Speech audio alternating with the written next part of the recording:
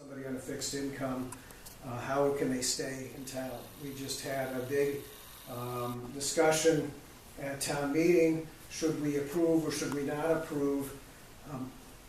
Tell me again the name of the project, the Belmont. It's What's the official Waterstone? Oh, Waterstone and Bridges. Waterstone and Bridges project, right. So that was an assisted living facility. And the idea was that in Lexington, we pretty much have Brookhaven as a place to sort of go to after you retire. And a lot of folks in town didn't have the money to do that. It cost $550,000 to $750,000.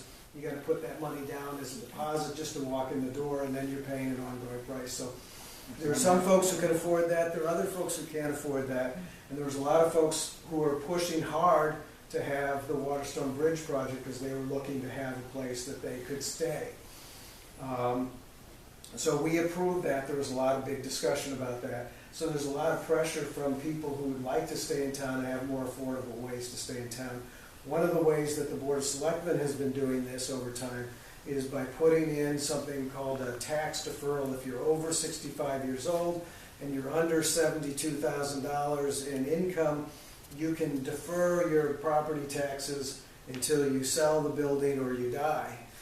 And so the town gets whatever our normal interest rate, 2% or something on that over that time. So the town will eventually get that money, but those people will be able to stay. And that's law? That's part of our yes, it's a state law that we're taking advantage of, and so It's currently in operation. right. And we've just recently raised it. It used to be about $40,000 trigger for people to be able to defer, and it's been rising over time, and I think it's now about $70,000. That's a program I think makes a lot of sense. Lexington's still going to get the money. We're going to get interest on the money, but it allows us to keep our seniors in town who couldn't otherwise afford to stay, and they provide culture and diversity and also relief in terms of taxes.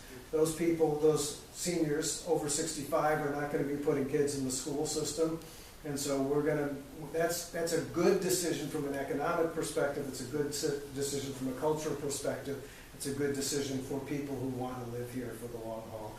Those are the kinds of things we should be thinking about doing in order to keep people in town.